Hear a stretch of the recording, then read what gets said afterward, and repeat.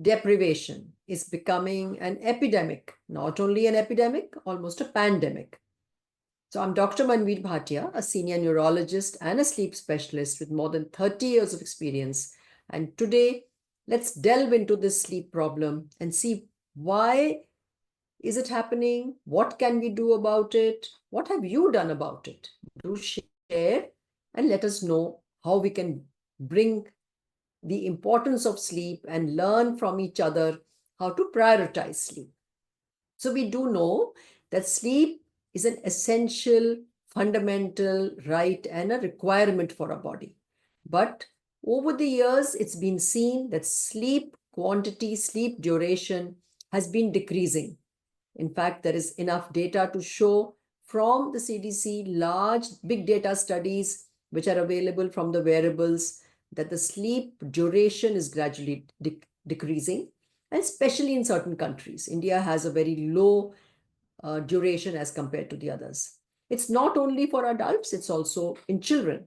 So about 35% of adults are getting less sleep than they need, and maybe 40 to 50% of teenagers are getting less sleep than they need.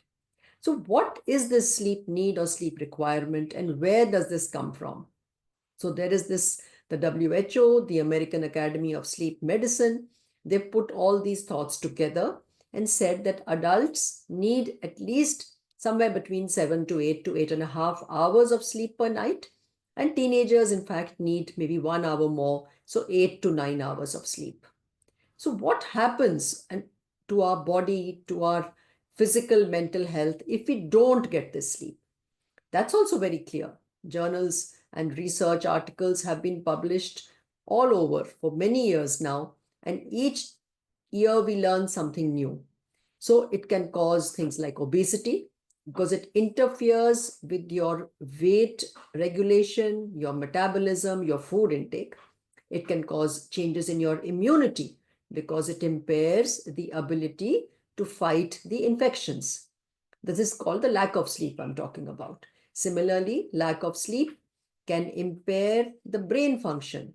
It impairs your ability to focus, to learn, to store things, and to recall.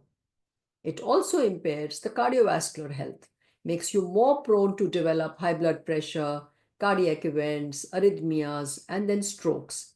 So overall, it's been seen that people sleeping less than 6 hours are at a much higher risk for an early death. So I think there's enough evidence that lack of sleep is harmful for our body, and we all need to prioritize sleep. So what does the research say, or what do you feel are the causes that why has this sleep been curtailed?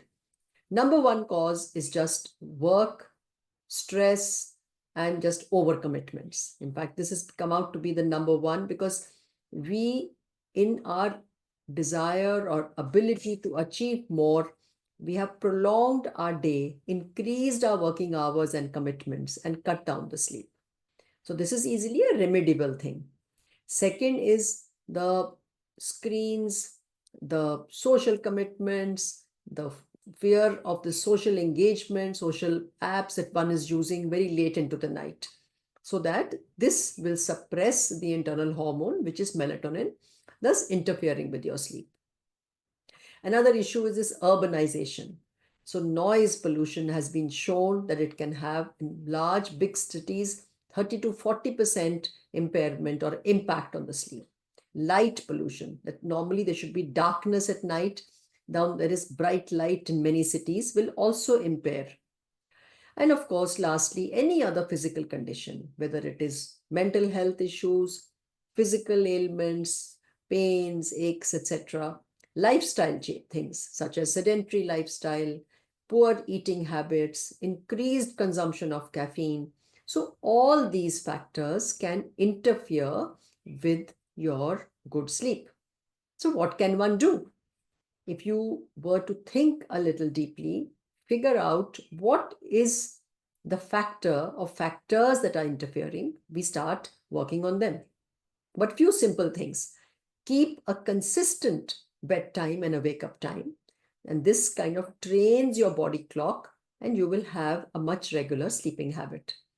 Second, create a relaxing bedtime environment. So you watch your TV or shows till whatever time, but after that, ensure that you have some relaxed environment, which could be music, could be reading, could be deep breathing. Make sure your day is active and energetic, but towards the definitely decrease the amount of caffeine consumption. Take care of your diet and physical activity. So just a few things will go a long way to ensure that you have a good night. So I do hope that some of these tips have been helpful. You may apply them to yourself or to your friends. Share anything that you would like to know more about, or what is it that has worked for you. And if you have some pressing thoughts at night, we'd love to know your stories. And that's all for today. I do hope that we are able to work together to get rid of this sleep deprivation epidemic and realize that let's all make sleep health a priority.